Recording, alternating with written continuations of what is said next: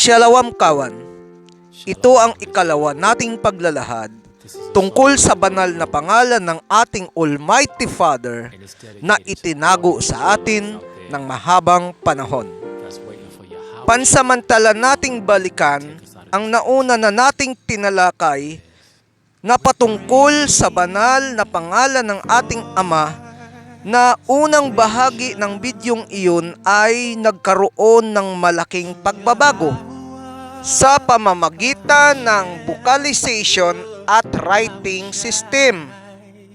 At ito ang naging dahilan kung bakit tuluyan ang hindi nakilala ng mga tao upang makatawag sila sa totoong pangalan.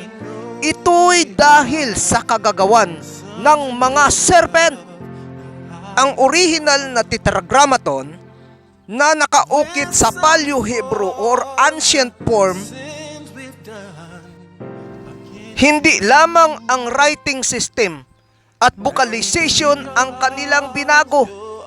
Patuloy silang gumawa ng mga dots and nicode na siyang inimbento, kung kaya naging dahilan ng pagkakaiba-iba sa pagtawag at katawagan sa pangalan ng makapangyarihang Ama. Mga ahas talaga. Sa ibang katawagan sila'y mga ulupong. Kaya kung mayroon man na tagapagturo hanggang sa ngayon na siyang patuloy na gumagamit ng katulad ng ginawa nila na i, u at saka iyo, kabilang kayo sa kanila na tinatawag na mga ahas. Bakit natin ito nasasabi?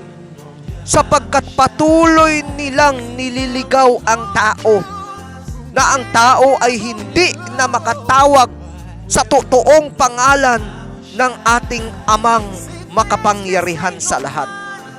Balikan natin at tingnan natin kung paano ang pagbabasa sa original na tetragrammaton na siya ring ginagamit ng ating mga ninunong mananampalataya sa YHWH.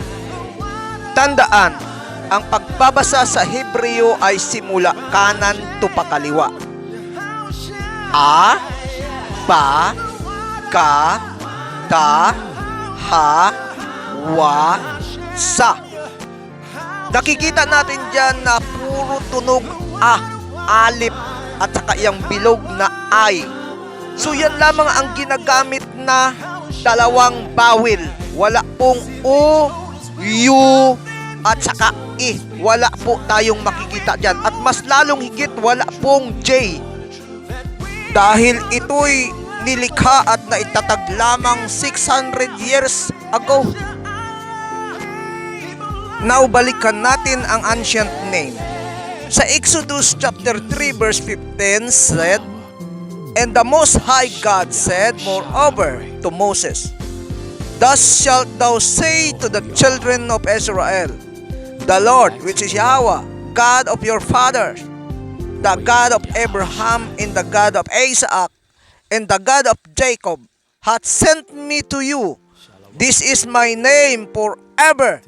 This is my memorial to all generation. And it's dedicated to all the Israelites. My name is forever." That's waiting for your Hindi siya kinakailangang baguhin. Kahit mag-iba-iba man ang kanilang wika at lingwahe, ang kanyang pangalan YHWH, Yahweh, hindi kailanman magbabago. Kasi madalas sinasabi ng iba dahil daw Chinese siya, iiba na raw ang pangalan dahil doon sa kanyang pagbibigkas. Hindi po totoo yun, sapagkat ang Biblia ang nagsasabi, "My name is forever, and this is my memorial unto all generations."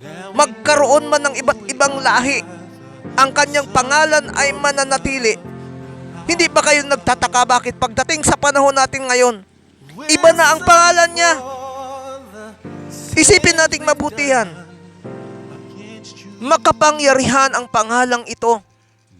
Kaya kung sino man ang magbabago nito, hindi sila makakasumpong ng kaligtasan. Bakit? Iniba nila. Bukan natin na kapag tayo ay mayroong hawak na passport, kung ang nakalagay sa passport mo ay Rodrigo, Kahit mapunta ka doon sa bansang China, kahit ang salita nila ay Chinese, ang itatawag sa iyo at ang basa sa pangalan mo ay Rodrigo pa rin. So papaanong sinasabi ng mga tagapagturo na ang pangalan niya ay magbabago dahil sa kanilang native na wika? Hindi po makatotohanan. Yan po ay panliligaw at pandaraya. Subukan nating magkamali tayo sa spelling ng pangalan natin. Hindi ka papayagang makadaan ng airport o kahit sa pagtubos ng NBI, hindi ka papayagang makakuha. Bakit? Mali lang ang spelling bagamat magkaiba ang tunog. Mas lalong higit ang pangalang ito. Hindi lang isang letra ang kanilang binago. Isa pang talata sa aklat ng Isaias 3:56 sinasabi, I will give them in my house and within my walls a place and a name better than sons and daughter. I will give them an everlasting name which shall never perish. Everlasting na pangalan na hindi mawawala. Salamat sa ating Almighty Father dahil walang sino mang makakapigil sa mga nais niya upang ang mga tao ay hindi makakakilala sa Kanya. Ganun pa man, ang pangalan bang ito ay dala-dala ba ng kanyang bugtong na anak nang siya ay pumunta dito sa atin? Marahil ito ang naging malaking katanungan sa atin. Ngunit ito po ay ating bibigyan ng kasagutan. Bakit iba yung ating nakilala? Iba yung pinakilala sa atin ng ating mga magulang o yung ating kinalakihan.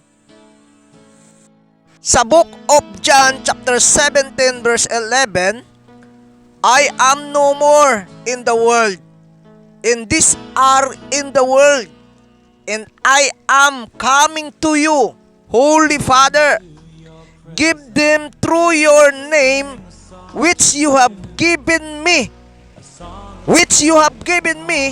that they may be one, even as we one. Pansinin po ninyo, your name which you have given me, yung pangalan mo na ibinigay mo sa akin. So meaning, yung pangalan ng kanyang ama na Yahweh, dala-dala nung kanyang anak. Ngunit bakit iba yung ating naririnig? At iba yung tinatawagan ng mga tao ngayon at yung kanilang pagkakakilala. Ito yung malaking bakit. Ibig bang sabihin nito, hindi lang yung identity ang kanilang binago, maging yung kanyang pangalan ay binago rin nila? Sa Book of John, chapter 5, verse 43, I am come in my Father's name, which is Yahweh, and your heart are not open to me. If another comes with no other authority, sino yung other? Kilala natin yun, yung GES yun. But himself, you will give him your approval. So maliwanag, ang sabi niya doon, siya ay naparito sa pangalan ng kanyang ama. Pero hindi nila tinanggap. Sa aklat ng Lucas, talatang 11, may isang babaeng mula sa karamihan na naglakas ng kanyang tinig. Sinasabi niya, mapalad ang tiyang sa iyo'y nagdala. Sa 28 na tapot, sinabi niya, yan po yung Bisaya, oo, pagkus, lalong mapalad ang nangakikinig ng salita ng Ama. At ano pa? At ito'y ginaganap. So ibig sabihin, hindi lamang dapat ikaw tagapakinig, kundi mapalad kapag ito'y iyong ginagawa at ginaganap.